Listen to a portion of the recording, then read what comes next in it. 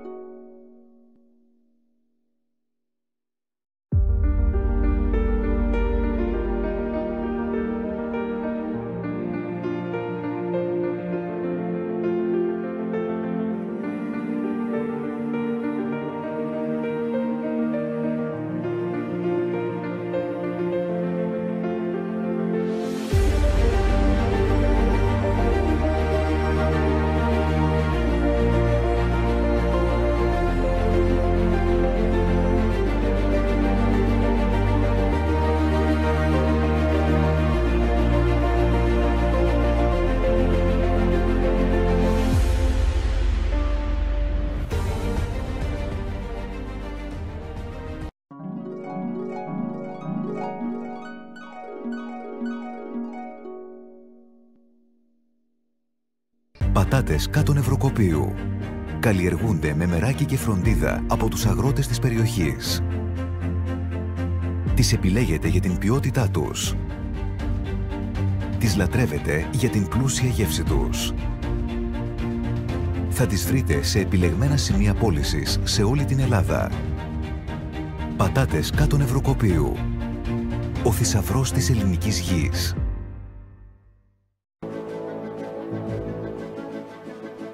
Από τη γόνιμη γη της Μακεδονίας, 300 κτηνοτρόφοι με μεράκι παραδίδουν το καλύτερο και ποιοτικότερο γάλα. 50 χρόνια τώρα το επεξεργαζόμαστε και το προσφέρουμε την ίδια ημέρα στο ποτήρι σας. Φρέσκο, αγνό, νεογάλ, παράδοση, ποιότητα.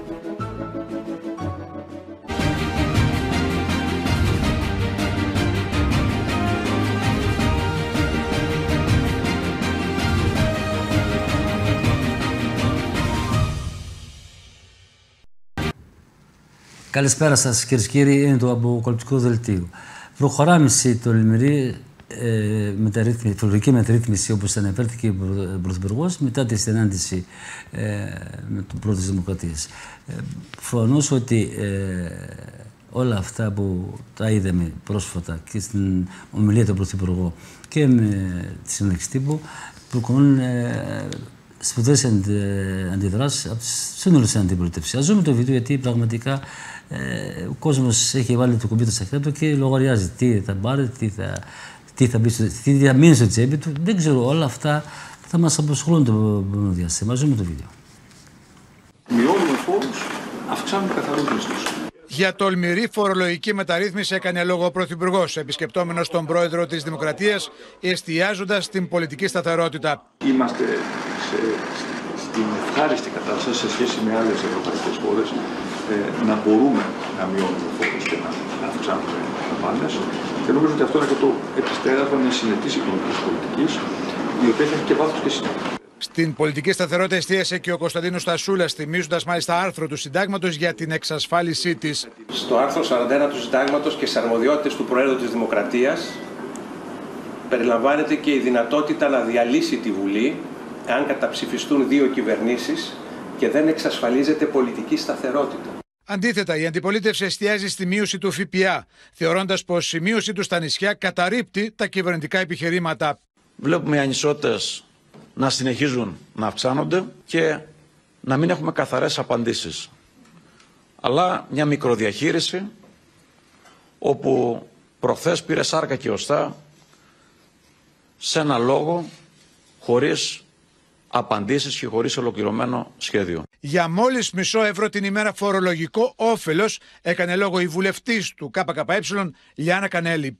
Για μια κατηγορία είναι 5 λεπτά του ευρώ και φτάνει, και νομίζω ότι είναι, για τους νέους είναι λίγο περισσότερα, για τους μεγαλύτερους είναι λίγο λιγότερα και φτάνει κάποια στιγμή στο 1,65 την ημέρα. Μάλιστα. Είδαμε και τι είπε ο Πρωθυπουργός σήμερα μετά τη συνάντηση που είχε με τον Πρόεδρο της Δημοκρατίας. Καλησπέρα, κύριε Δελής. Καλησπέρα σας, καλησπέρα. Ένα πρώτο σχόλιο, γιατί υπάρχουν σπουδαίες αντιδράσεις από το σύνολο της αντιπολίτευσης για τα μέτρα που έχει πάρει η κυβέρνηση, ο Πρωθυπουργός στην ομιλία του, και θα δούμε πραγματικά, όπως είχαμε πει, ο κόσμος λίγο πολύ σκέφτεται τι ακριβώς, γιατί πάρα πολλά αυτά τα μέτρα το 26 θα ισχύουν, δεν 25. Τι λέτε?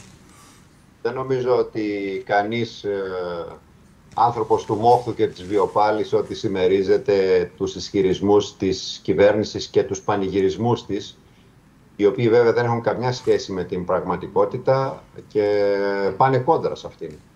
Οι όποιες παροχές, αυξήσεις, και να το ονομάσει αυτά η κυβέρνηση, φορολογικές ελαφρύνσεις μάλλον, δεν ξέρω αν θα αντέξουν μέχρι τα Χριστούγεννα, με τον πληθωρισμό να τρέχει πολύ γρήγορα και να ροκανίζει ήδη εισοδήματα. Είναι χαρακτηριστικό ότι σε δημοσίευμα του σημερινού ριζοσπάστη αποδεικνύεται με βάση τις εξαγγελίες της κυβέρνησης ότι οι ελεύθεροι επαγγελματίες για τα ίδια εισοδήματα για τα οποία φορολογήθηκαν το 2024, όταν θα φορολογηθούν το 2027 για το 2026, θα πληρώσουν περισσότερα.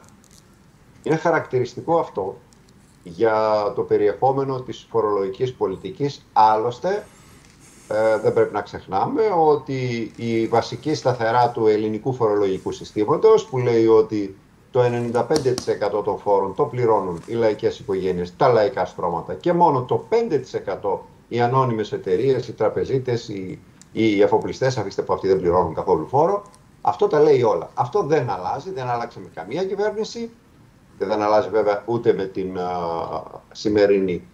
Από εκεί και πέρα οι εξαγγελίες αυτές είναι πολύ πίσω από τις ανάγκες και τις διεκδικήσεις.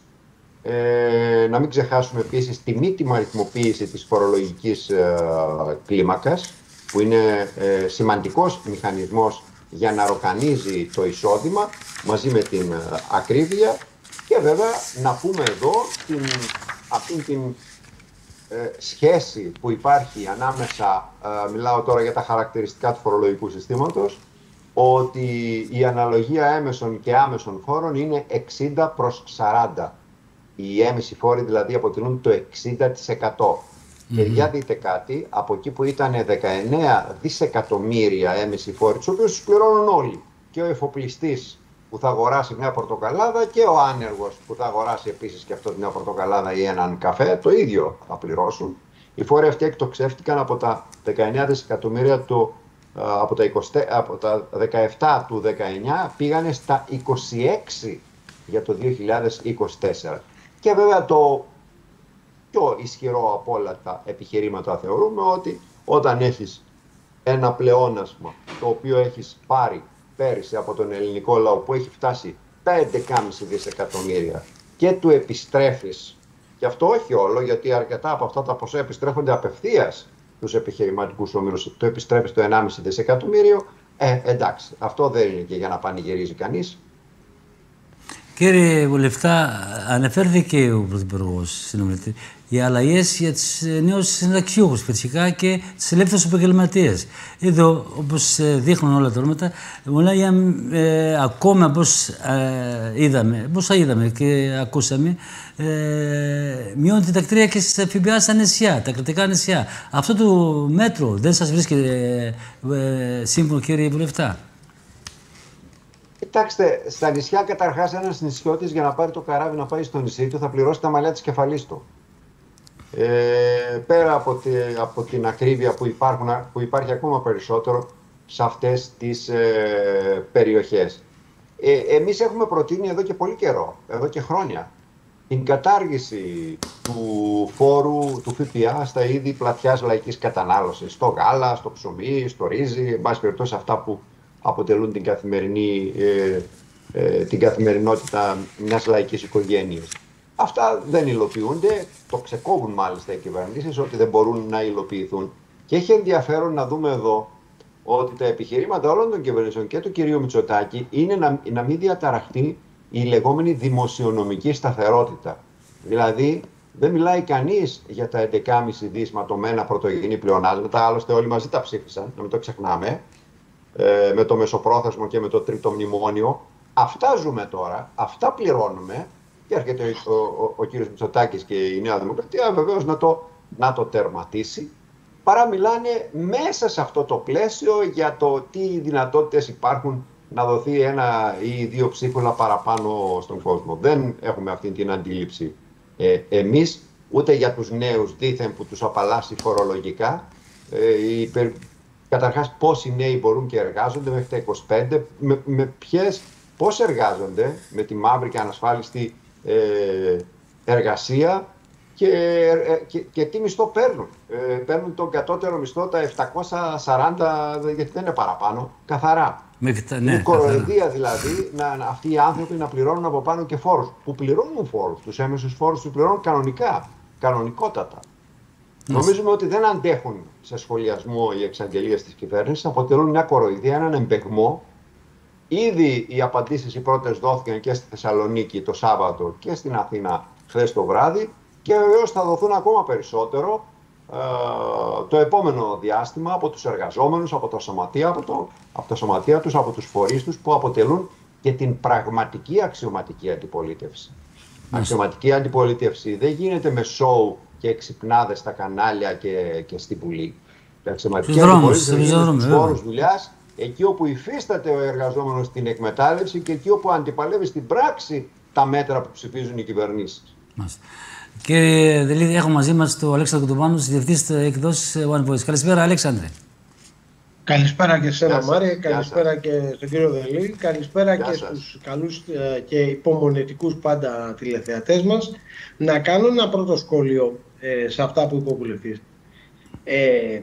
Πρώτον, τα ματωμένα πλεονάσματα, να πούμε κάτι. Είχαμε τα ματωμένα πλεονάσματα, τα ματωμένα χρήματα που έπρεπε να μαζευτούν την περίοδο των μνημονίων. Και ξέρουμε βέβαια πώς φτάσαμε στα μνημόνια και πώς μπήκαμε στα μνημόνια και τι παιχνίδια παίχτηκαν και ποιοι δούλεψαν απέναντι στις πλάτες μας και τι δεν κάναμε από αυτά που έπρεπε να κάνουμε.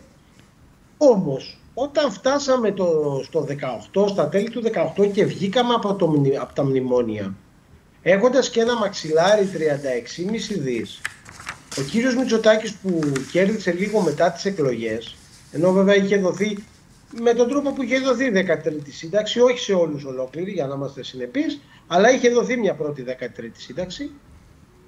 Τι είχε κάνει? Πρώτον, είχε ψηφίσει τη 13η σύνταξη, την οποία μόλις... Έχουμε το δεύτερο θέμα για το συλλαλητήριο. Την κατήργησε και αρνείται πεισματικά να την ξαναφέρει. Με φεδρά επιχειρήματα του στυλ «μα θέλουμε 1.200» και κάτι τέτοια άλλα τραγικά. Και παράλληλα είχε δεσμευτεί ότι τώρα που βγήκαμε από τα μνημόνια θα καταργούσε, δεν θα πω μόνο για τον νόμο Κατρούγκαλου, τους μνημονιακούς νόμους. Εγώ θέλω να μου πει ο κύριος Δελής που τα παρακολουθεί, γιατί πρέπει να του το πιστώσω, είναι από τους πιο συνεπείς βουλευτές σε παρουσίες στη Βουλή. Δηλαδή εγώ ξέρετε, επειδή διακονώ αυτό το επάγγελμα 35 χρόνια, τους ξέρω όλους και είμαι συχνά στη Βουλή και τους παρακολουθώ. Και ένα πράγμα πάντα που κοιτάζω είναι αν αυτός που έχει αναλάβει το ρόλο του βουλευτή και έχει εκλεγεί, αν βρίσκεται στο κοινοβούλιο. Οι απόψεις του κρίνονται από την κοινωνία του καθενός. Αυτό είναι ένα άλλο Παπαευαγγέλιο. Αλλά αν όντως κάνει τη δουλειά του, είναι εκεί, μάχεται, αγωνίζεται, ψηφίζει, δεν ψηφίζει, είναι εκεί όμως. Ο κύριος Δελής είναι από τους ανθρώπους που θα τον δεις μόνιμα εκεί. Δεν θα πεις είναι από αυτούς τους λεγόμενους άφατους βουλευτές. Και αυτά πρέπει να τα πιστώνουμε. Όμως να πω το εξής, θα τον ρωτήσω, ξέρει ένα νόμο, δεν θέλω να μου πει 10, ένα νόμο που η κυβέρνηση Μητσοτάκη ένα μνημονιακό τον κατήργησε? Δηλαδή είχαν ψηφιστεί δεκάδες, εκατοντάδες νόμοι μνημονιακοί. νόμο. Δεν λέμε τον νόμο Κατρούγκαλου που τον είχε χιλιοεποσχεθεί ότι θα ήταν το πρώτο πράγμα που θα καταργούσε μόλις έρθει και τον οποίο επιβράβευσε και τον κύριο Κατρούγκαλου, δεν τα λέμε αυτά. Τον έστειλε στον ΟΗΕ με θέση αιχμής. Ποιος τον έστειλε? Ο κ. Μητσοτάκης τον επιβράβευσε. Έτσι, για εκείνες τις δηλώσεις που είχε κάνει ότι μπορεί να μπει και φόρος στους μικρομεσαίους. Ποιος έβαλε το φόρο στους μικρομεσαίους? Τον έκτακτο αυτό φόρο, το φόρο που έβαλε με τα αντικειμενικά κριτήρια, ποιος τον έβαλε? Κ. Μητσοτάκης. Γιατί το λέω αυτό? Γιατί μας ζαλίσανε τα αυτιά από τη ΔΕΘ και ΔΕΦΘΕΝ ότι έχουμε καταργήσει 78 φόρους. Ούτε μισό. Ούτε μισό, να τα πούμε στον κόσμο απλά να τα καταλάβει. Όταν οι ελεύθεροι επαγγελματίες ξαφνικά πληρώνουν 4.500 και 5.500 και 6.000 επιπλέον, αυτός είναι έκτακτος φόρος που τους έχει βάλει. Όταν επίσης οι μικρομεσαίοι που έχουν ένα μαγαζάκι, μια ψισταριά, δίνουν 5.000 και 6.000 το χρόνο για POS, προσέξτε αγαπητοί μου, για το POS της τράπεζας, όχι για δάνειο. Αυτός είναι άλλος έκτακτος φόρος. Όταν το κάρβουνο, γιατί όχι άλλο κάρβουνο, φίλοι μου, που λέγε και ο σχορεμένος, στην ταινία Ώρα 0, όχι άλλο κάρβουνο, το κάρβουνο είχε 750 ευρώ ο τόνος και έχει επί Κυριάκου Μητσοτάκη φτάσει 2.500. Αν ρωτήσετε λοιπόν τον κύριο Δελή στις 2.500 πόσο είναι το ΦΠΑ, θα σας πείσει. Αυτό λοιπόν το ΦΠΑ το επιπλέον που από 750 πήγε 2.500 είναι φόρος. Μη μας λένε το παραμυθάκι λοιπόν οι κυβερνώντες καταργήσαμε 77 φόρους. Αλέξανδρε, επειδή... Φορολογούνε νύχτα μέρα τους πολίτες. Ωραία. Δώσανε στη ΔΕΘ κάτι ψίχουλα στους ηθαγενείς, διότι αν δούμε τη στατιστική, αυτή που είναι μέχρι 25 ετών, το 99,1% δεν παίρνει πάνω από το βασικό, άρα τα 740 κάθαρα, 730 κάτι για να με ακριβείς, άρα δεν είχαν φόρο. Αλέξανδρε, επειδή ο βουλευτής δεν έχει πολύ χρόνο, έχουμε ένα θέμα ακόμα να κουβεντιάζουμε μαζί του. Για να μην κοροϊδευόμαστε. Ωραία. Ο λόγος εσάς. Ωραία. Κύριε Δελής, πάμε στο άλλο θέμα που εδώ θα κουβεντιάζουμε λίγο, γιατί είχατε τον ΠΑΜΕ. Οργάνωσε χθες συλλαλητήριο και στην Αθήνα και στη Θεσσαλονίκη σε πολλές χώρες για τα 13 ώρες εργασίας στον ίδιο εργοδότη. Θα δούμε το βίντεο και πραγματικά δεν υπάρχουν αντιδράσεις και δεν ξέρω αν θα προσπαθήσουμε αυτή τη εβδομάδα να έχουμε την Υφυπουργό Εργασίας του Καραγκούνη να μας εξηγήσει ακριβώς τι συμβαίνει. Ας δούμε το βίντεο και να μας πείτε τι ακριβώς συμβαίνει.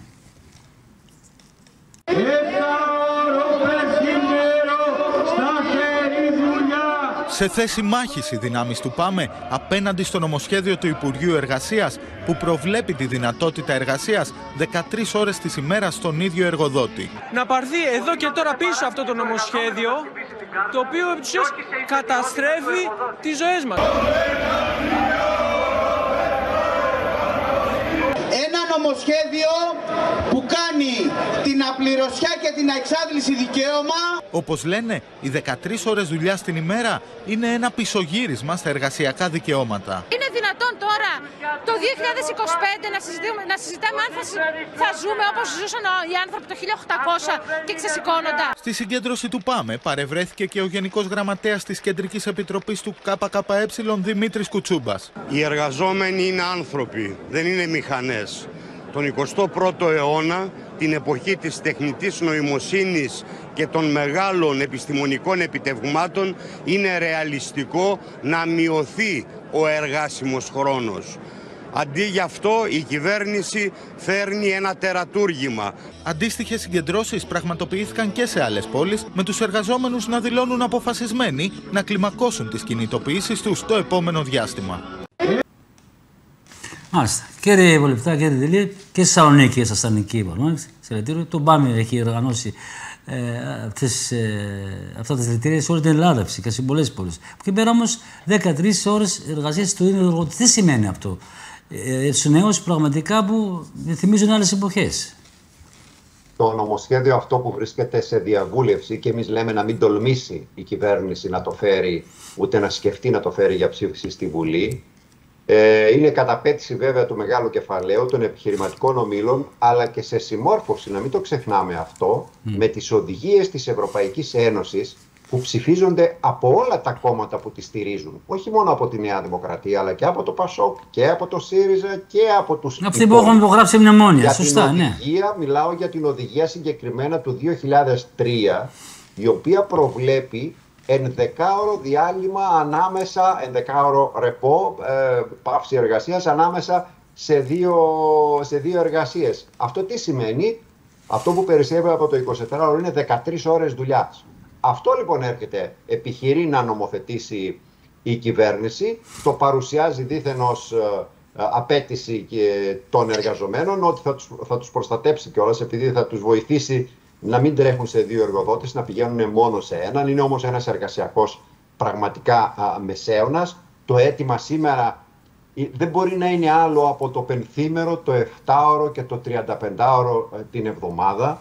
Δεν χρειάζεται νομίζω να πούμε πολλά επιχειρήματα για το τι σημαίνει ένας άνθρωπος να δουλεύει 13 ώρες. Δηλαδή να ξεκινάει στις 7 το πρωί ή στις 8 το πρωί και να τελειώνει στις 9 το βράδυ.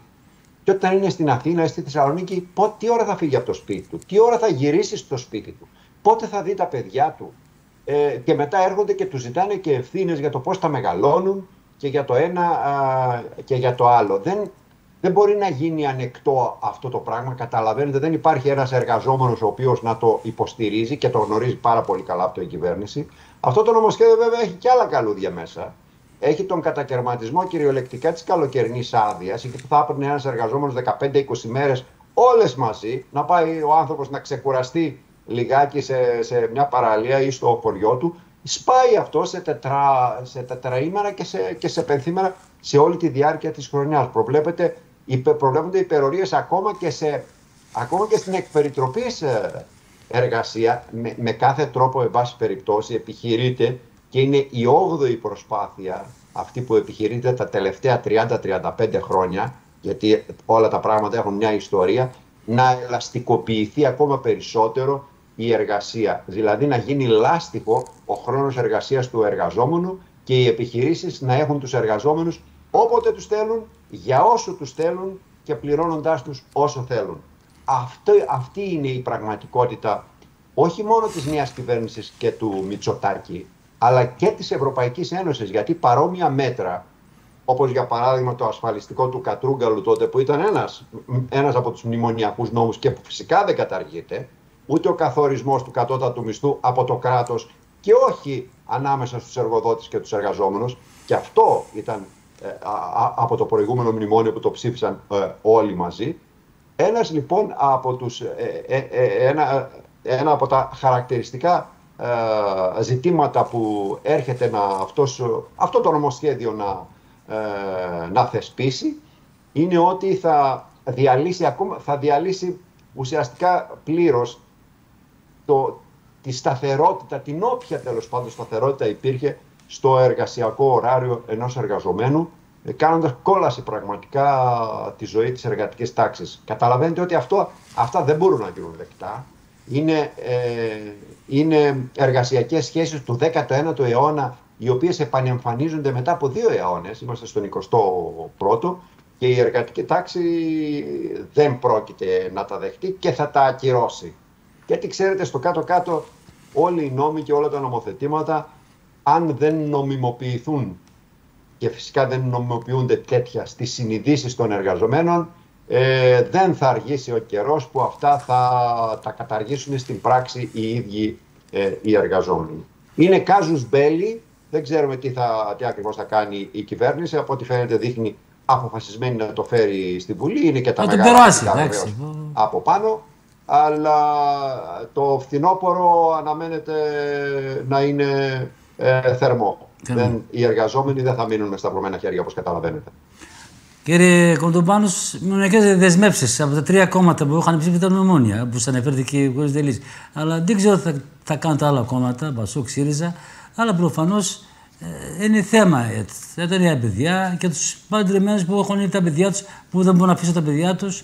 Είναι θέμα και δεν ξέρω τι η κυβέρνηση έχει φροντίζει αυτό το πρόβλημα. Για να πούμε καθαρά λόγια, σταράτες κουβέντες. Στην ίδια την Ευρωπαϊκή Ένωση είναι πάρα πολλά τα κράτη που έχουν μειώσει το περίφημο 40ωρο. ήδη στην Ισπανία και σε πολλές άλλες χώρες έχει υιοθετηθεί το 35ωρο.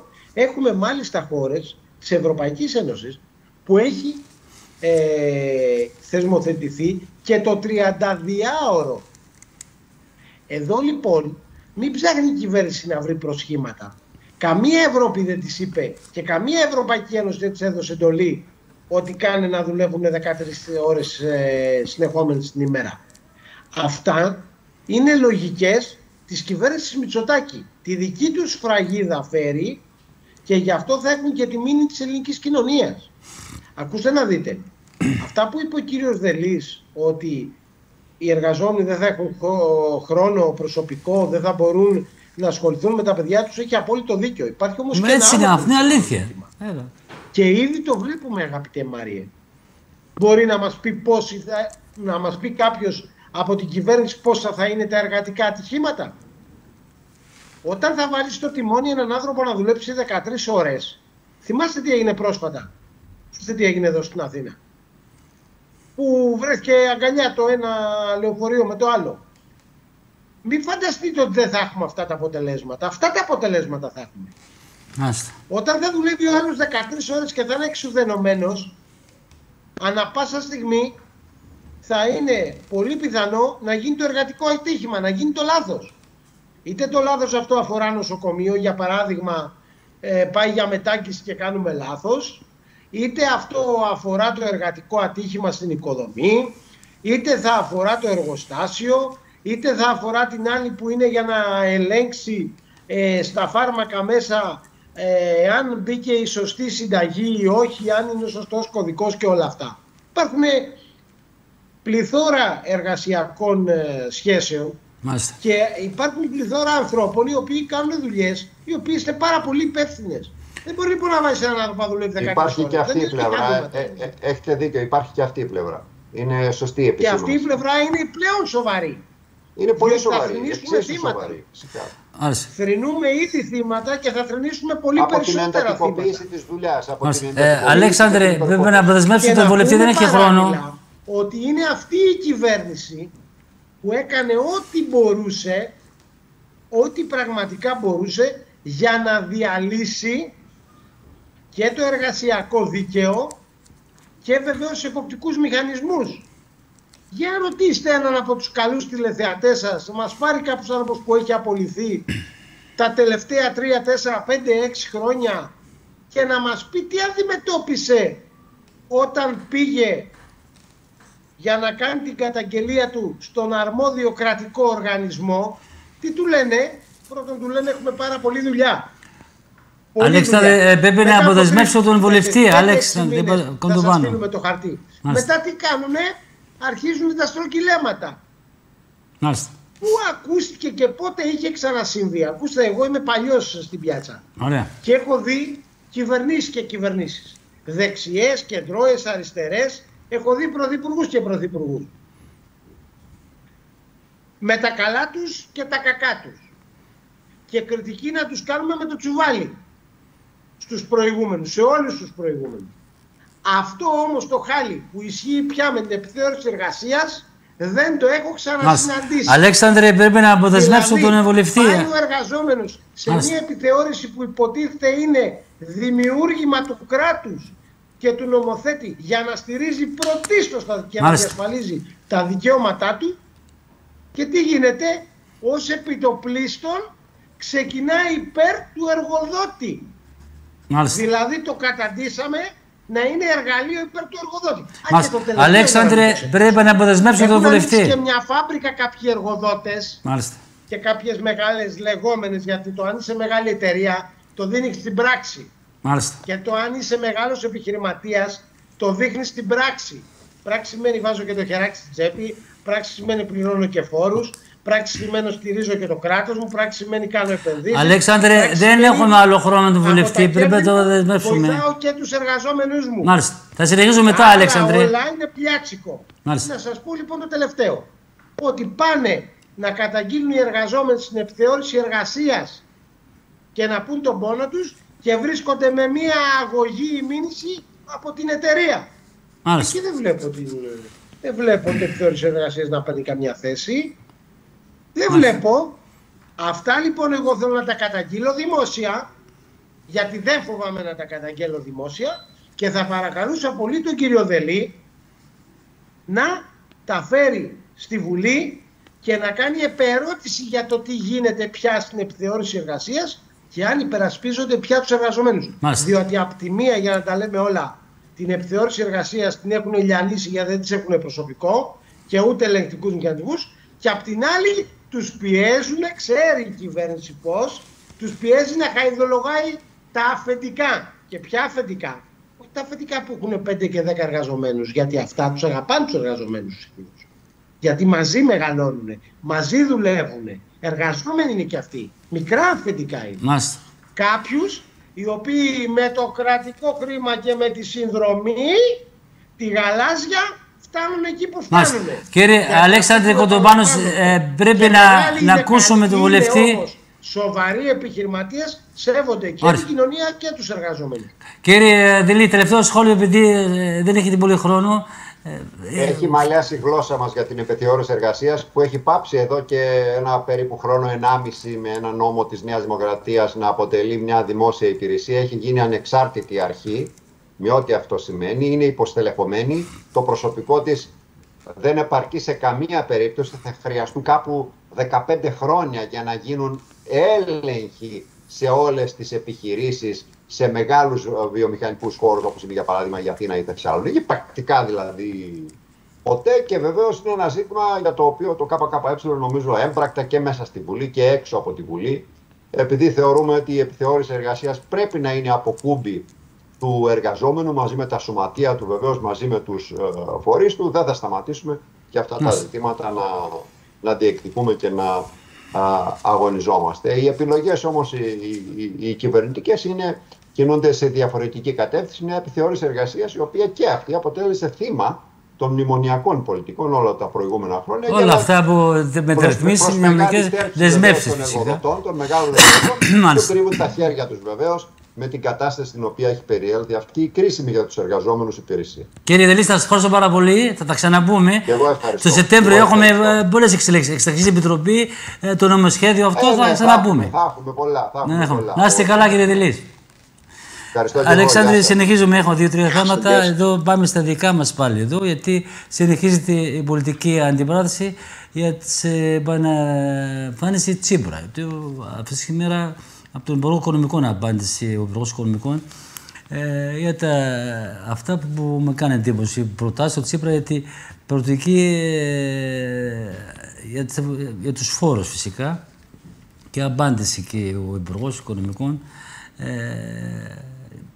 του ίδιου τρόπου φυσικά, αλλά το θέμα είναι ο ένας δέχεται την μπάλα στον άλλον. Και δύο, αν θέλεις δηλαδή την άποψή μου, και δύο κυβερνήσεις ΣΥΡΙΖΑ και η Νέα Δημοκρατία, όπως αναφέρθηκε, έχουν υπογράψει αυτά τα δεσμευτικά σαν μνημονία, και προφανώς άλλα λόγια να αγαπιόμαστε, άμα τα πούμε έτσι σοβαράζουμε το βίντεο.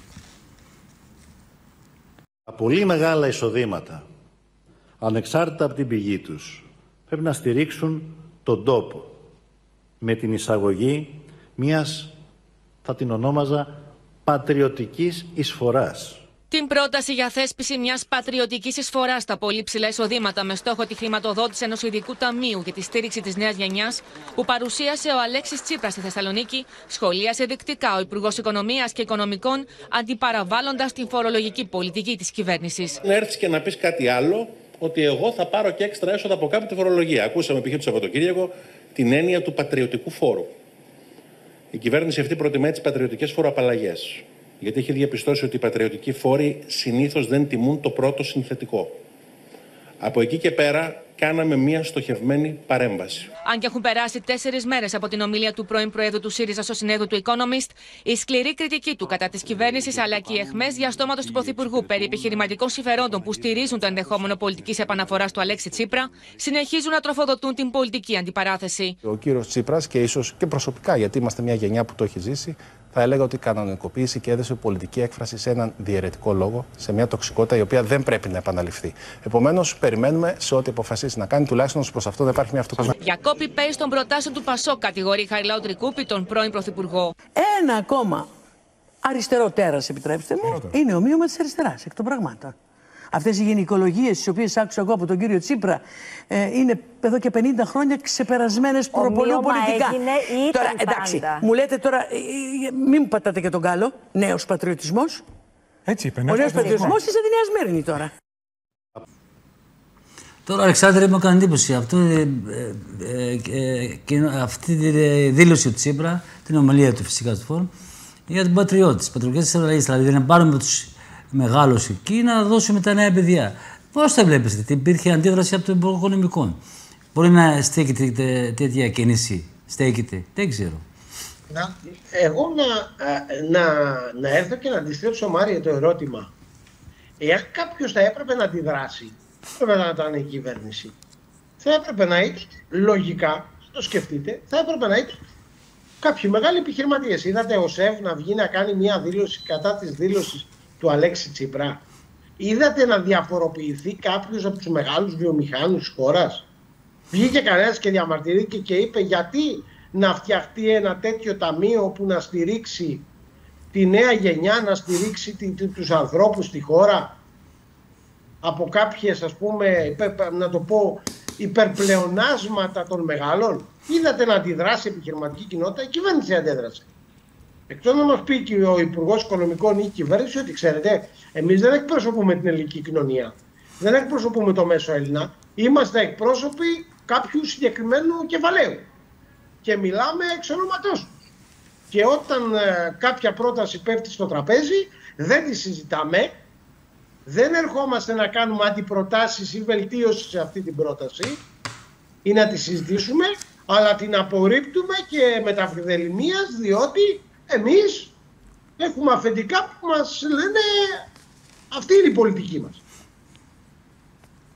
Πραγματικά κάνω το σταυρό μου.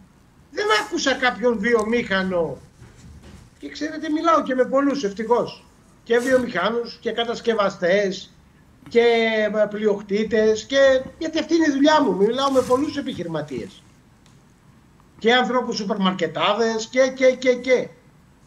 Είπε κανένας σε μια προσωπική κουβέντα ότι ξέρεις τι είναι αυτή η μπουρδα που ακούστηκε. Δεν είπε κανένας, μα είναι δυνατόν να λέγονται τέτοιο πράγμα. Αντιθέτως, θα σας πω κάτι άλλο, αγαπητοί μου φίλοι.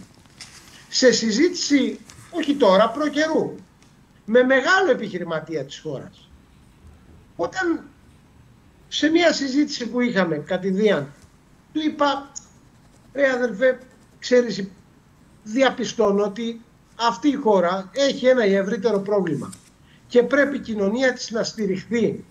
Μήπως έφτασε η ώρα, ρε παιδί μου, να πάρθει μια γενναία απόφαση και αυτό το 5% που είναι ο φόρος, ξέρω εγώ, για τα μερίσματα να γίνει 7%, ώστε λίγο να στηριχτεί η κοινωνία και να βάλουμε και δύο πράγματα μέσα εκεί, αν θες, και αναπτυξιακά. Ξέρετε τι μου είπε? Στη τιμή του άνθρωπο. Και δεν είναι κανένας αριστερός. Δεν είχα πρόβλημα. Ξέρεις ότι έχω ένα πολύ μεγάλο, πολύ ψηλό εισόδημα. Έχω, δόξα τω Θεώ, είμαι πάρα πολύ καλά. Και οι καταθέσεις μου και τα λοιπά.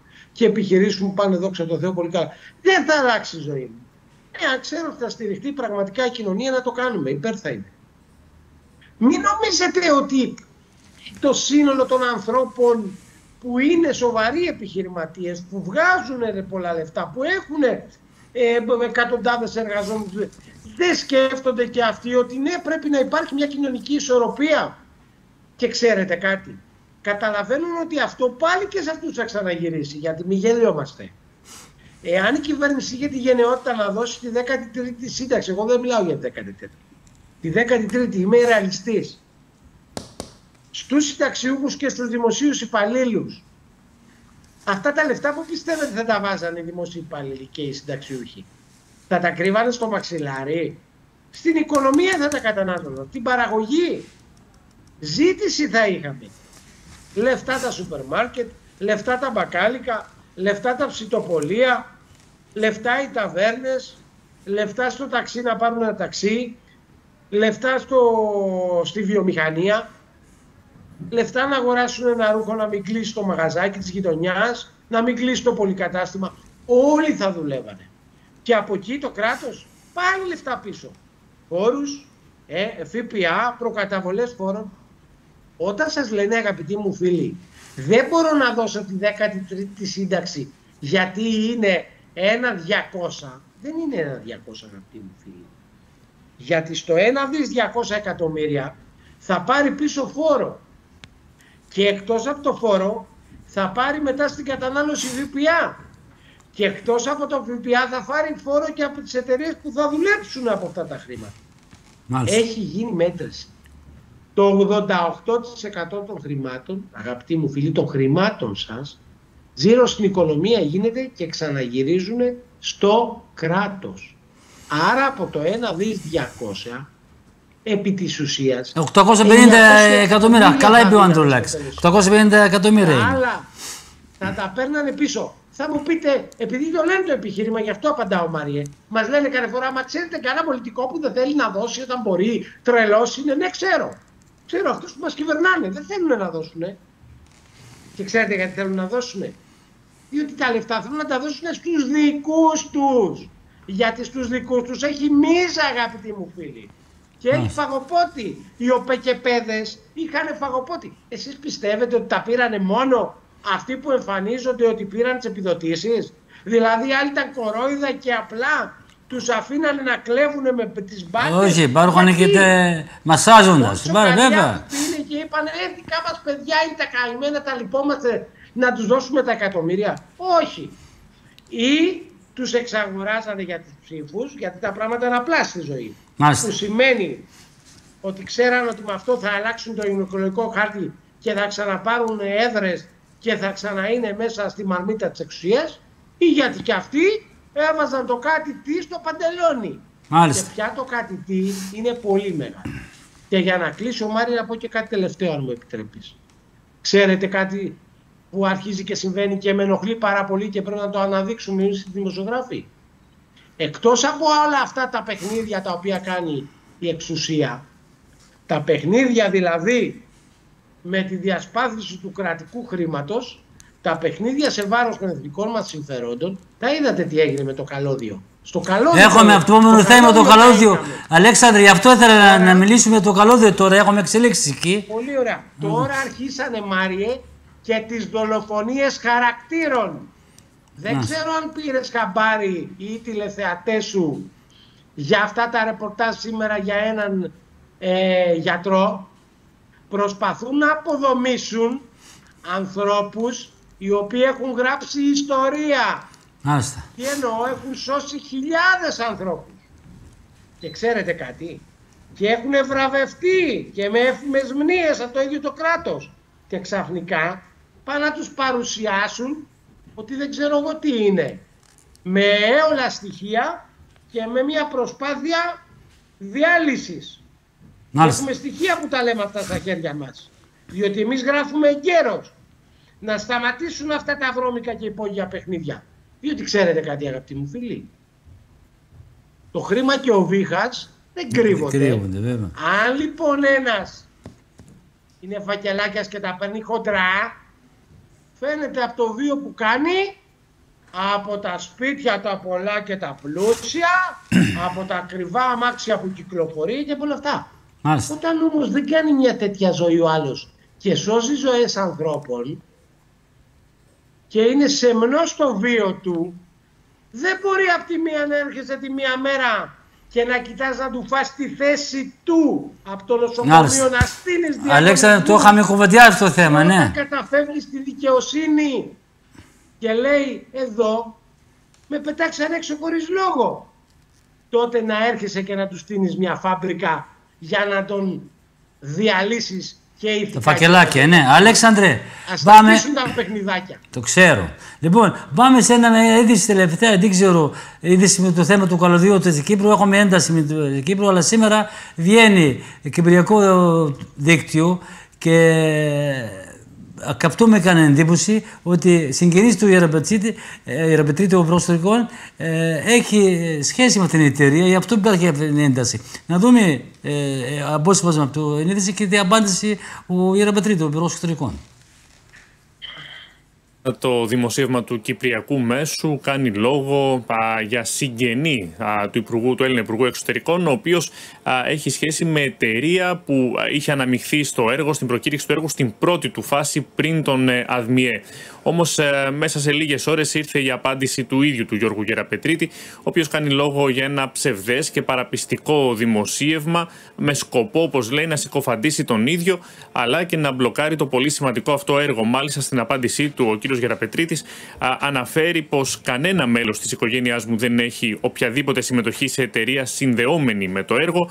Το δημοσίευμα αναφέρεται, όπως λέει, χαρακτηριστικά σε εταιρεία η οποία ουδέμια σχέση έχει με το έργο ήδη από το 2023, όποτε το έργο ανελήφθη από τον ΑΔΜΙΕ, και καμία απολύτως δικαστική έρευνα δεν διεξάγεται για θέματα τα οποία ψευδώς υπενήσεται το δημοσίευμα.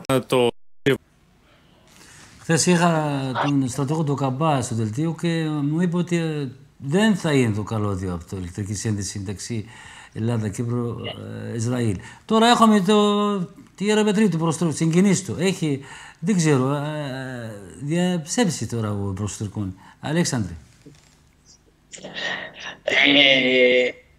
Ο στρατηγός είναι ένας άνθρωπος που όταν τοποθετείται, δηλαδή ο πρώην αρχηγός του ΓΕΣ, όταν τοποθετείται μετρημένα πάντα λόγια λέει και ξέρει και τι λέει.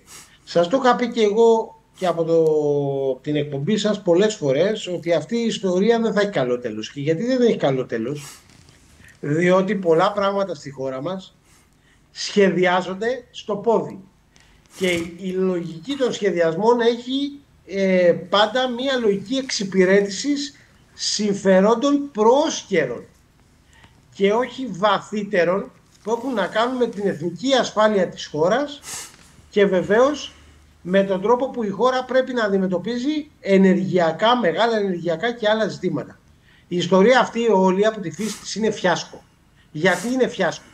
Διότι οι πολίτες ακούν εδώ και κάποια χρόνια έρχεται το καλώδιο, δεν έρχεται το καλώδιο. Θα έρθει το καλώδιο, δεν θα έρθει το καλώδιο. Επίσης, τι βλέπουμε όλοι? Βλέπουμε μία ελληνική κυβέρνηση, τη μία να λέει το ένα και την άλλη να λέει το άλλο, και βλέπουμε και μία κυπριακή κυβέρνηση να λέει ότι το έργο αυτό δεν πρόκειται να γίνει, διότι εμείς δεν είμαστε διατεθειμένοι να πληρώσουμε τα λεφτά που πρέπει να πληρώσει η Ελλάδα.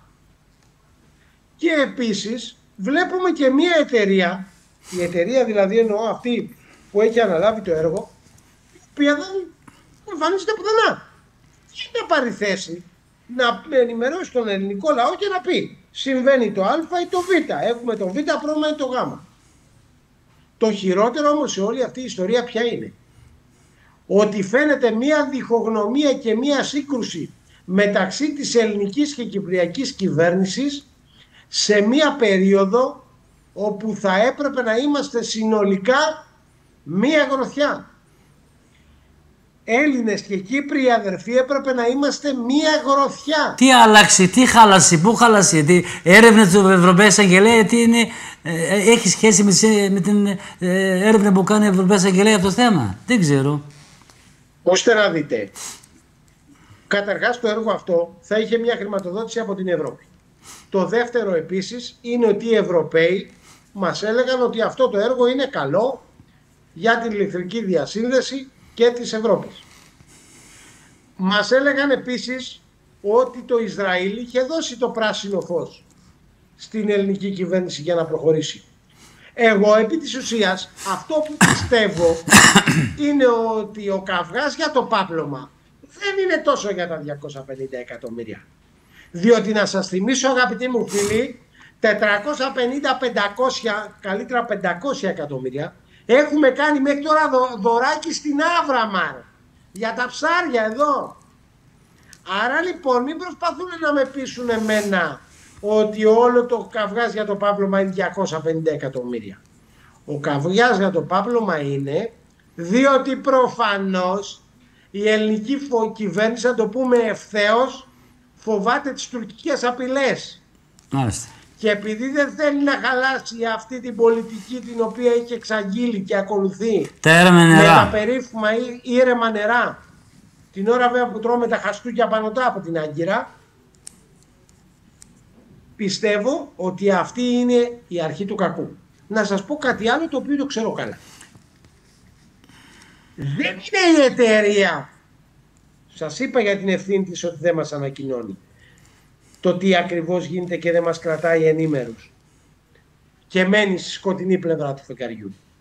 Όμως δεν είναι ο ΑΔΜΙΕ, για να τα λέμε όλα, που στο τέλος της ημέρας παίρνει τις αποφάσεις. Τις αποφάσεις παίρνει η πολιτική κυβέρνηση. Αυτή δίνει τις κατευθύνσεις στον ΑΔΜΙΕ. Εάν του πει αύριο του ΑΔΜΙΕ προχώρα το έργο και κάντο, θα το κάνει. Όταν όμως είδατε την άλλη φορά ότι ήρθε το πλοίο και μόλις το πλοίο ήρθε να ποντίσει καλώδιο, εμφανίστηκαν οι τουρκικές φρεγάτες, το πλοίο έφυγε άρον-άρον και εμείς δεν στείλαμε πολεμικά και τα αφήσαμε τα τουρκικά, τα 5 πλοία, να κάνουν σουλάτσο στο λιμάνι της Κάσου και της Καρπάθου. Υπάρχουν ζητήματα και για αυτά δεν έχει άδικο που φωνάζει ο Αντώνης Σαμαράς. Έχει δίκιο σε αυτά. Και ο Κώστας Καραμανλής έχει πει κάποια πράγματα. Και αυτός έχει δίκιο. Για να μην κοροϊδευόμαστε σε αυτή τη χώρα. Και τα κόμματα της αντιπολίτευσης έχουν τοποθετηθεί αυτά. Και πάλι και αυτά έχουν δίκιο. Εδώ έχει αλλάξει συνολικά η εθνική πολιτική της χώρας. Μια πολιτική που λίγο πολύ, με μικρές διαφοροποιήσεις, όλα τα κόμματα, όλα αυτά τα χρόνια της μεταπολίτευσης, τη σέβονταν αυτή την πολιτική. Την υιοθετούσαν. Ενστάσεις πάντα υπήρχαν. Είναι άλλο οι ενστάσεις όμως και άλλο η πλήρη ανατροπή της πολιτικής. Και βέβαια να μην μιλήσω για την περίοδο του Ανδρέα Παπανδρέου, ο οποίος όταν τόλμησαν οι Τούρκοι να μπει στο Αιγαίο τους είπε μπάστα. Μπάστα μέχρι εδώ. Αυτά να μην τα ξεχνάμε. Και βεβαίως όταν ο πρώην αρχηγός βγαίνει και τοποθετείται στο κανάλι σας, ξέρει τι λέει. Ξέρει τι λέει γιατί διαβάζει τις κινήσεις. Διαβάζει στρατηγικά τις κινήσεις. Βλέπει το στρατιωτικό σκέλος, βλέπει το οικονομικό και κρίνει ο άνθρωπος. Και καταλαβαίνει που πάει το παιχνίδι. Και αυτές οι κουβέντες που λέει είναι σοβαρές και μετρημένες. Έτσι έχουν τα πράγματα. Αλέξανδρε, έχω 5 λεπτά. Θα πάμε στη Γαλλία. Δεν έχουμε πολύ χρόνο. 5 λεπτά. Θέλω να δούμε τελευταία εξελίξη στη Γαλλία και τι πραγματικά εκεί στη δίνει μια πρωτοφανώς πολιτική κρίση βάζει στη Γαλλία. Δεν ξέρω αν τι θα κάνει ο Μακρόν. Έχει 3 επιλογές. Ή θα ορίσει πρωθυπουργός ή θα πάει για πρώτες εκλογές. Δεν ξέρω, με ζητάει. Μπαίνει να παρατηθεί ο ίδιος ο Μακρόν. Να ζούμε το βίντεο.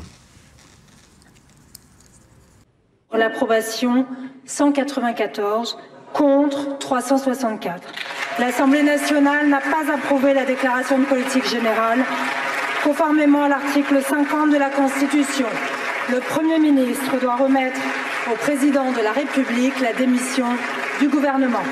Επιβεβαιώνοντας τα σενάρια αλλά και τις προσδοκίες των προηγούμενων ημερών, ο Φρανσουά Μπαϊρού δεν κατάφερε να εξασφαλίσει την ψήφο εμπιστοσύνης από την Γαλλική Εθνοσυνέλευση και πλέον η Γαλλία βρίσκεται αντιμέτωπη με μια βαθιά πολιτική κρίση. Κατά την ομιλία του ενώπιον της Εθνοσυνέλευσης, ο Γάλλος Πρωθυπουργός έστειλε μήνυμα ενότητας, υπογραμμίζοντας πως τα κόμματα της χώρας χρειάζεται να βρουν μια κοινή γραμμή πλεύσης για την αντιμετώπιση του χρέους. Le problème, la menace, le risque pour la France demeurera entier.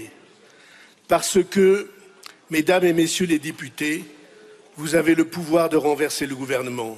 Mais vous n'avez pas le pouvoir d'effacer le réel. Le réel demeurera inexorable. Les dépenses continueront d'augmenter plus encore. Et le poids de la dette déjà insupportable. Για ιδεολογικές προκαταλήψεις, κατηγόρησε την κυβέρνηση Marine Le Pen. Nous commande de défendre, mais je le dis avec solennité, n'attendez pas que le groupe RN vous suive dans votre folie fiscale et migratoire, dans vos petits partis pris idéologiques qui vous empêchent de voir la réalité du pays. Πειρά κατά της κυβέρνησης εξαπέλυσε και ο επικεφαλής των σοσιαλιστών, Μπορίς Βαλό. Ανάλογη στάση τηρούν τόσο το Ρεπουμπλικανικό κόμμα, όσο και το κόμμα της ριζοσπαστικής αριστεράς Ανυπότακτη Γαλλία. Και ενώ η πολιτική κρίση στη Γαλλία φαίνεται να βαθαίνει, άγνωστο παραμένει το ποιος θα είναι ο διάδοχος του Φρανσουά Μπαϊρού. Γαλλικά μέσα ενημέρωσης φέρνουν στο προσκήνιο μεταξύ άλλων τα ονόματα του Γάλλου Υπουργού Εσωτερικών Μπρουνό Ρεταγιό και του Υπουργού Δικαιοσύνης Ζεράρ Νταρμαμέν, επικρίνοντας παράλληλα τον πρόεδρο Μακρόν πως περιφρονεί τη λαϊκή εντολή. Σε κάθε περίπτωση, το μεγάλο ερώτημα για τη ρύθμιση του χρέους παραμένει αναπάντητο, καθώς καμία πολιτική δύναμη στη Γαλλία δεν έχει παρουσιάσει ουσιαστική πρόταση για τη διαχείρισή του. Αλέξανδρε, έχουμε 5 λεπτά. Πραγματικά αυτή η κρίση στη Γαλλία δεν ξέρω πού θα οδηγήσει. Γιατί μιλάμε για δεύτερη οικονομική δύναμη στην Ευρωπαϊκή Ένωση και βλέπουμε ότι πραγματικά περνάει πάρα πολύ σοβαρή κρίση. Θα ξεκινήσουμε αντίστροφα, Μάριε, να πούμε ότι είναι η πρώτη δύναμη πυρηνική στην Ευρώπη και μετά να πούμε ότι είναι η δεύτερη οικονομική δύναμη. Πυρηνική σίγουρα, και γιατί το λέω. Και γιατί το λέω αυτό? Διότι όταν είσαι πυρηνική δύναμη και μάλιστα η πρώτη στην Ευρώπη, όλες οι αγορές θα σε δουν με άλλο μάτι. Είπες κάτι στην αρχή της κουβέντας ότι μιλάμε για μια πρωτοφανή κρίση. Δεν είναι πρωτοφανής η κρίση. Στη Γαλλία πολιτικές κρίσεις έχουν περάσει οι Γάλλοι πολλές φορές και πρωθυπουργούς έχουν αλλάξει πολλές φορές. Πέμπτος πρωθυπουργός που αλλάζει η Γαλλία τώρα. Διαβάζουμε τα γεγονότα και τις ειδήσεις όχι με βάση πώς είναι το δικό μας πολιτικό μοντέλο ή τι ισχύει στη χώρα μας, αλλά ποιο είναι το πολιτικό μοντέλο σε μια αντίστοιχη χώρα όπως είναι η Γαλλία και πώς λειτουργούν εκεί. Τι σημαίνει αυτό? Σημαίνει ότι ο πρόεδρος Μακρόν έχει άλλες εξουσίες και δυνατότητες και δεν πρόκειται, παρότι λέει, παρά τα όσα ζητάει και λέει η Λεπέν, να παραιτηθεί. Το κύριο και το πρωταρχικό ρόλο, αυτό που λέμε το καρότο και το μαστίγιο, το έχει ο πρόεδρος της Γαλλικής Δημοκρατίας, γιατί είναι αυτός που εκπροσωπεί και τη Γαλλία σε όλα τα μεγάλα διεθνή φόρα και τους οργανισμούς. Δεν τους εκπροσωπεί όπως εμάς ο Πρωθυπουργός. Ο Πρωθυπουργός έχει μια μεγαλύτερη λειτουργία σε ό,τι αφορά το εσωτερικό μέτωπο, δηλαδή τα οικονομικά ζητήματα και τη διαχείριση των Υπουργείων κλπ. Μην ξεχνάτε όμως, αγαπητοί μου φίλοι, ότι η Γαλλία είναι μια χώρα που παράγει τα πάντα. Και παράλληλα, όταν μιλάμε για το χρέος της Γαλλίας, νομίζω, αν δεν κάνω λάθος, ότι είναι κοντά στο 124% του ΑΕΠ της, όταν εμάς ήδη το χρέος μας είναι στο 177% του ΑΕΠ. Και αν δείτε τα επίσημα στοιχεία της Τραπέζης Ελλάδος και δείτε όλο αυτό το διάγραμμα που δείχνει πώς εξελίσσεται το χρέος μας, το δικό μας χρέος προβλέπεται ότι το 31 θα φτάσει στο 400%. Οπότε στο σπίτι του κρεμασμένου μην μιλάμε για σκηνή. Μάλιστα. Δεύτερον, η Γαλλία δεν πρόκειται ποτέ να μπει σε μνημόνια όπως μπήκαμε εμείς. Πρώτον, γιατί οι Γάλλοι πολίτες δεν τρώνε κουτόχορτο, θα το πούμε ευθέως. Είδατε όταν πήγανε να τους αλλάξουν το χρόνο εργασίας, δηλαδή να δουλεύουν και αυτοί μέχρι τα 36, μέχρι τα 66, βγήκαν όλοι στο πεζοδρόμιο και έγινε ο κακός χαμός. Το σταματήσανε. Επίσης, στη Γαλλία υπάρχει ένα κοινωνικό κράτος, σοβαρό κοινωνικό κράτος. Μιλάμε για το όταν ο άλλος πρέπει να πάρει επίδομα, όταν ο άλλος μένει άνεργος, όταν η άλλη γεννήσει και όλα αυτά τα πράγματα, παιδική σταθμή και όλα αυτά που χρειάζονται. Ένα σύστημα εκπαίδευσης το οποίο δεν έχει παραπαιδεία, δεν έχει αυτά τα έξοδα, μπορεί να πάει στο δημόσιο νοσοκομείο και όλα αυτά τα πράγματα. Επίσης, η Γαλλία έχει παραγωγικό ιστό. Τι σημαίνει? Ότι θα συμφωνήσουν προφανώς με τις πιο κεντροαριστερές δυνάμεις ο πρόεδρος Μακρόν, θα συμβιβαστεί, θα βρουν ένα κοινό πρόσωπο, θα υπάρξει ένα συμβιβασμός στο κοινοβούλιο για το ποια θα είναι τα μέτρα που θα ληφθούν, διότι η συζήτηση αρχικά ήταν για 42 δις. Μάλλον θα είναι στα 30 θα κλείσουν εκεί. Και τώρα η αριστερά δεν αποκλείει συζήτηση για μέτρα. Λέει όμως ότι τα μέτρα αυτά δεν μπορούν να επεμβαίνουν τα 22 δισεκατομμύρια ευρώ. Έτσι, δηλαδή είμαστε κάπου στη μέση. 30 λένε, εντάξει. Θα βρεθεί μια ξυτομή. Λοιπόν, αυτό, και να σας πω κάτι. Ξαφνικά βλέπω και κάτι άλλο και δεν απευθύνομαι στη δικιά σου εκπομπή, μακριά από σένα. Βγαίνουν όλα τα κανάλια και ο Πρωθυπουργός αυτό το έκανε σημαία και στην ομιλία του στη ΔΕΘ το Σάββατο το βράδυ, να πούν ότι στη Γαλλία γίνεται ο κακός χαμός και να, τι λέλαπα έρχεται. Εμείς πάμε καλά, εμείς ναι. καλά είμαστε εδώ, οι φτωχοί συγγενείς. Να αφήσουν τη μαύρη προπαγάνδα. Διότι η Γαλλία δεν θα φάει τις φαλιάρες τις δικές μας, όπως δεν τις έφαγε κανένα ευρωπαϊκό κράτος. Γιατί να σας πω κάτι, αγαπητοί μου φίλοι. Η Ιρλανδία, για να τα λέμε τα πράγματα με το όνομά τους, είχε τα χάλια τα δικά μας και χειρότερα όταν έφτασε η ώρα. Θυμάστε τότε που αρχίσαμε να συζητάμε τι θα κάνουμε και μας τραβήξανε τα αυτιά από την Ευρώπη και μπήκαμε στα μνημόνια. Η Ιρλανδία τη γλίτωσε. Δεν μπήκε σε κανένα μνημόνιο. Μπήκε στην αρχή σε ένα καθεστώς εποπτείας μικρό και βγήκε πολύ γρήγορα και πλήρωσαν τράπεζες στο Μάρμαρο. Εδώ έγινε το αντίθετο. Διότι εδώ είμαστε τα κορόιδα της Ευρώπης. Μεσαία τάξη μπήρω το Μάρμαρο, μπήρω στο Μάρμαρο εδώ, βέβαια. Και περιλαμβάνω και τον εαυτό μου μέσα από τα κορόιδα, για να μην μπει κανένας από τους καλούς μας τηλεθεατές ότι προσβάλλω κάποιον. Αρχικορόιδο είμαι πρώτα εγώ. Διότι εδώ, αγαπητέ μου Μάριε, μας δουλεύουνε συνολικά. Λοιπόν, η Γαλλία θα περάσει μια μικρή ανατάραξη, ενδεχομένως κάποια από τα προνόμια, τα κοινωνικά, να έχουν κάποια μικρή μεταστροφή. Με αυτό κλείνουμε, Αλέξανδρε, έχουμε χρόνο. Ενδεχομένως και κάποιοι μεγάλοι εκεί το χέρι τους στην τσέπη, ενδεχομένως και οι γαλλικές τράπεζες. Αυτό όμως που έγινε στην Ελλάδα, να μας πάρουν τα ασημικά, να έχουμε μεγαλύτερο χρέος από το που μπήκαμε στο μνημόνιο, γιατί σας το είπα και την άλλη φορά. Με 300 δις μπήκαμε στο μνημόνιο, 407 δις έχουμε τώρα χρέος, 107 στην κεφάλα παραπάνω. Και την ίδια ώρα το ΑΕΠ μας είναι κάτι λίγο μικρότερο από το τότε ΑΕΠ. Και έχουμε πουλήσει και όλα τα ασημικά της χώρας. Μπράβο, συγχαρητήρια. Και με αυτό κλείνουμε, Αλέξανδρε, θα τα ξαναπούμε. Αλέξανδρε, να είσαι καλά. Θα ξαναπούμε. Να είστε καλά. Θα το πούμε μια. Κυρίες και κύριοι, αλλάζουμε το τελευταίο μας θέμα. Πάμε Μέση Ανατολή, γιατί με ανέλωτο προκόπημα, δεν ξέρω πραγματικά αυτή η ιστορία στο Ισραήλ, απειλεί τη Γάζα. Δεν ξέρω τη Γάζα. Από εκεί πέρα όμως έχουμε με τελευταία εξέλιξη ότι έκρηξε στην Ντόχα, στο Κατάρ, από το Ισραηλινό στρατό. Δεν ξέρω αεροπορία εκεί, δεν ξέρω, αλλά έκρηξε στο Κατάρ. Εκεί προφανώς ο στόχος ήταν Χαμάς, κάποιοι στελέχη του Χαμάς, της Χαμάς εκεί. Ας δούμε το βίντεο.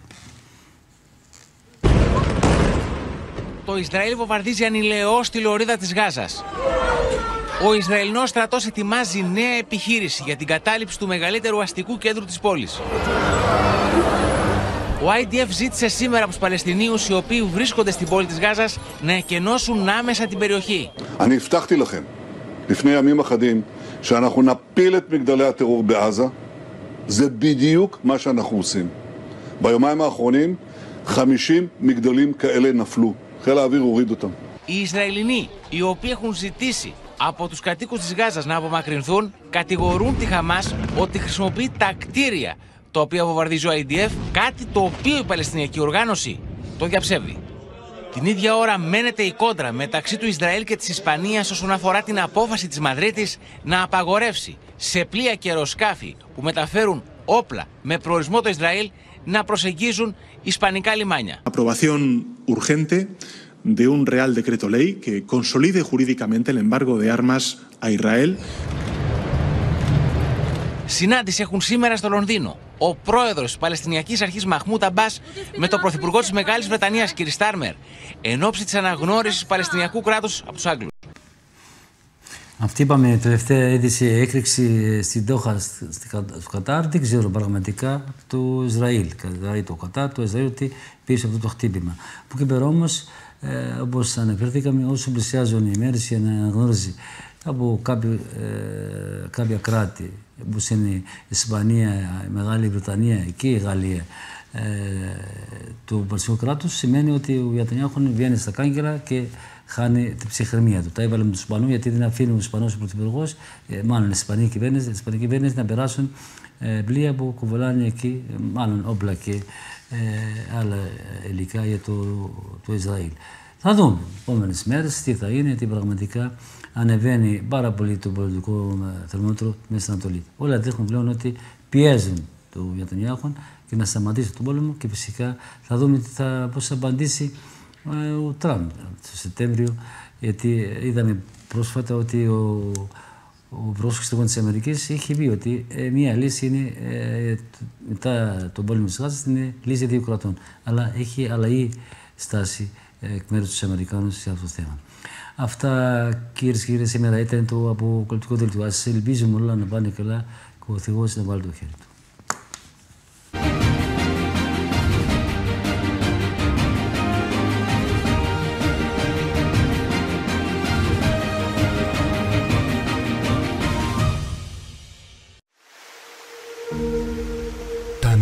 αναβλύζουν με ορμή.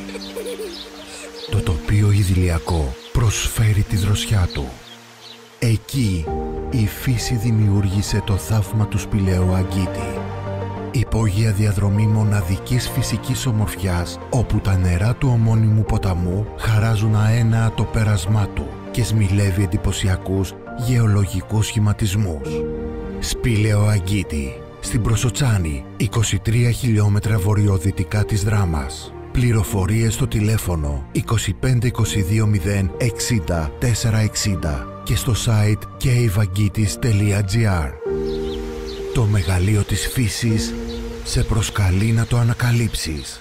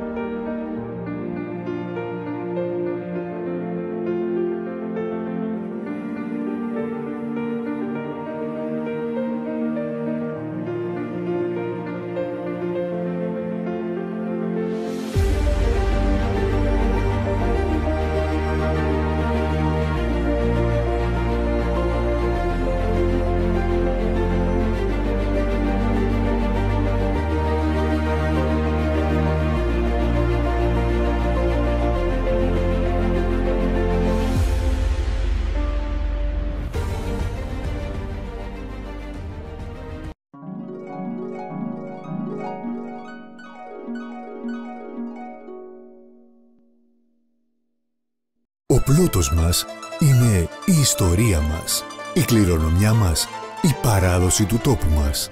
Από το 1890 κρατάμε αναλύωτες τις γευστικές μας μνήμες. Παράδοση που ξεκινά από το αγιάσι της Καπαδοκίας, καραμανλίδικα σουτζούκια και παστουρμάδες. Αυθεντικά αλλαντικά Ανατολίας, σάρι. Θα τα βρείτε σε επιλεγμένα ντελικατέσεν και παντοπολία. Για κάποιους το ταξίδι είναι προορισμός. Για κάποιους άλλους, ο προορισμός είναι ταξίδι. Για εμάς είναι και τα δύο.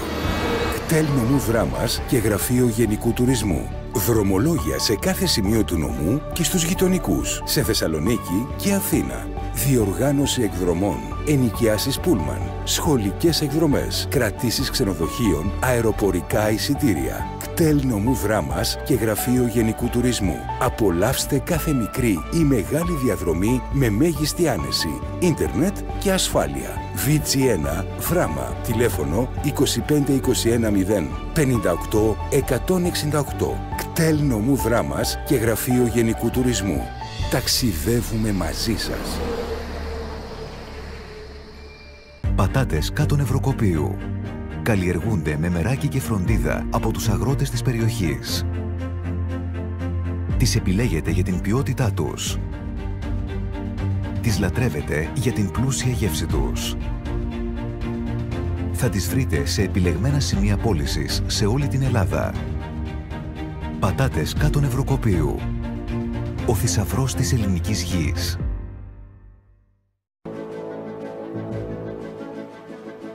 Από τη γόνιμη γη της Μακεδονίας, 300 κτηνοτρόφοι με μεράκι παραδίδουν το καλύτερο και ποιοτικότερο γάλα. 50 χρόνια τώρα το επεξεργαζόμαστε και το προσφέρουμε την ίδια ημέρα στο ποτήρι σας. Φρέσκο, αγνό, νεογάλ, παράδοση, ποιότητα.